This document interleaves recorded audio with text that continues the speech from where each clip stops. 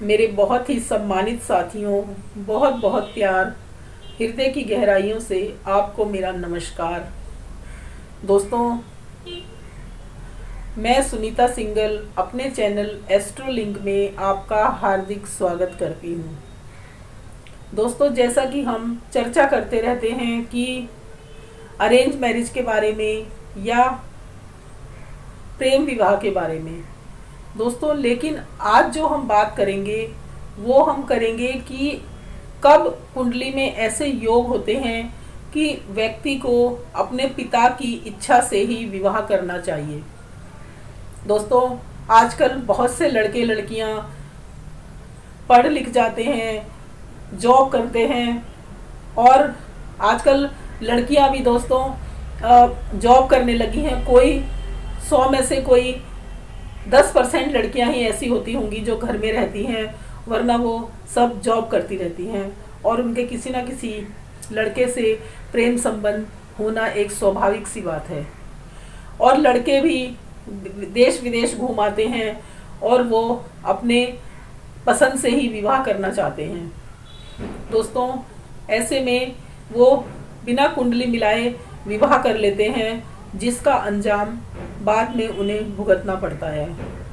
या कई पेरेंट्स ऐसे होते हैं जो बहुत ही एडवांस होते हैं और वो कहते हैं, वो अपने बच्चों को खुद ही कह देते हैं कि अगर आपको कोई लड़की या लड़का पसंद है तो आप हमें बता देना, हम अपनी रजामंदी दे देंगे।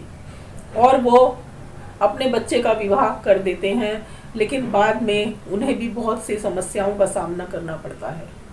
दोस्तों, ऐसा क्यों होता है? ऐसा इसलिए होता है कि हम बिना कुंडली मिलाए विवाह कर लेते हैं। दोस्तों, जब भी हमें विवाह करें तो हमें कुंडली मिलाकर ही विवाह करना चाहिए और कुंडली किसी अच्छे ज्योतिषी से मिलवाकर हमें विवाह करना चाहिए। पूरे वैदिक रूप से हमें विवाह करना चाहिए। हमारे पास जब कुंडलियां आती हैं तो वो उस समय आती हैं जब किसी व्यक्ति का विवाह टूटने की कगार पर आ जाता है। उस समय वो दंपत्ति आकर हमें कहते हैं कि हमारी आपस में नहीं बनती, हमारा विवाह टूटने की कगार पर है, कुछ कीजिए। दोस्तों, आज मैं आपको कुंडली में कुछ इस तरह के योगों के बारे में बताऊंगी कि अगर वो योग आपकी कुंडली में हैं तो आपको कुंडली मिलाकर ही विवाह करना होगा और आपको अपने पिता की रजामंदी से ही विवाह करना होगा। दोस्तों, आप अपनी कुंडली निकाल लीजिए और टैली कीजिए कि जो योग मैं आपको बताने जा रही हूँ क्या वो आपकी कुंडली में है। दोस्तों, हमारी जो कुंडली होती है उसका जो 7वां भाव होता है वो सप्तम भाव कहलाता है, और सप्तम भाव मैरिड लाइफ का होता है, दाम्पत्य जीवन का होता है। उसके बाद हमारी कुंडली का जो 10वां भाव होता है वो कर्म का होता है, पिता का होता है, और हमें क्या करना चाहिए क्या नहीं करना चाहिए, ये जो इच्छा होती है इसका होता है।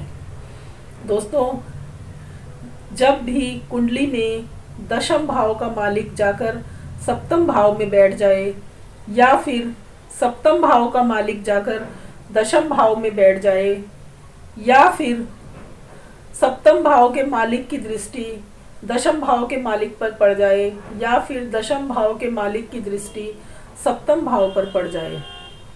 दोस्तों, अगर कुंडली में इस तरह का योग बनता है तो ऐसे व्यक्ति को अपने पिता की मर्जी से ही विवाह करना चाहिए। दोस्तों, विवाह में कन्यादान का भी बहुत महत्व है। हमेशा पिता ही अपनी पुत्री का कन्यादान करता है, और अगर पिता नहीं होता तो ये जिम्मेवारी किसी बहुत ही जिम्मेवार व्यक्ति को सौंप दी जाती है। दोस्तों, आज के युग में कोई भी माँ बाप ऐसा नहीं है जो अपने बच्चों का भला ना चाहता हो। आज के युग में क्या, कभी भी हर माँ बाप अपने बच्चे का हमेशा भला चाहते हैं। वो हमेशा चाहते हैं कि उनके बच्चे सुखी रहें, और आजकल तो जो माँ बाप हैं वो इतने एडवांस हो चुके हैं कि वो फटाफट अपने बच्चे को प्रेम विवाह करने की रजामंदी दे देते हैं।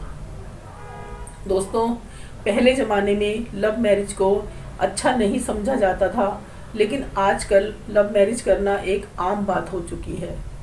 लेकिन लव मैरिज में भी बहुत सी प्रॉब्लम्स बाद में हमें फेस करनी पड़ती हैं।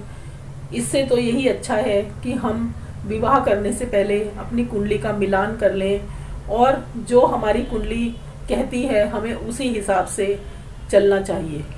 दोस्तों, अगर आपकी कुंडली में ये योग बन रहा है तो आप अपने पिता की मर्जी से ही विवाह कीजिए, वरना आपको बाद में परेशानी हो सकती है।